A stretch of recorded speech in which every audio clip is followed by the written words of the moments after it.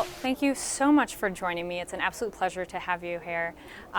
Your documentary just screened. How was seeing that film with an audience here at the festival? Pretty overwhelming, actually. A lot of people came out deeply moved and were crying. And for me, obviously, it's a very emotional journey because it's the story of my father and my mother. And I find it wonderful that it resonates so much with the younger generation. Because I believe Kafi Nama is important not only because it celebrates the works and life of Kafi Azmi, but it's a timely reminder that there was a whole host of people who believed that art should be used as an instrument for social change. And today, when everything is dictated by the market, I think it's very important that we remind ourselves of the people and their times. Is there anything you're working on now that you hope will change sooner rather than later?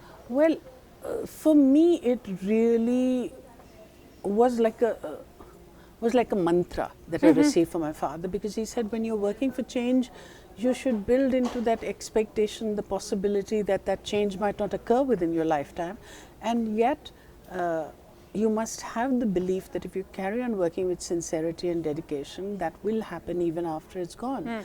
And in Mijwan, the village where I work, I can see the change that my father was waiting to see. He got to see glimpses of it, but in its full-bodied way, I'm witnessing that. I'm witnessing the transformation. And well, like I mentioned in the film, we are an impatient lot. We want results immediately.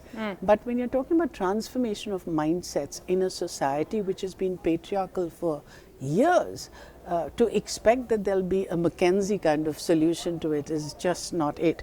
And I think to continue to have forbearance and the patience to wait for the results is very important for anybody who is working for change.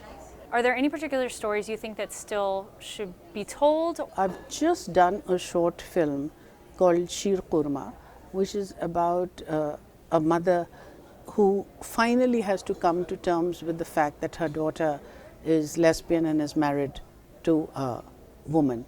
And I think we need to see a lot of that. I think the LGBT+Q community needs to be reflected. And although that is happening, I think much more can be done over that.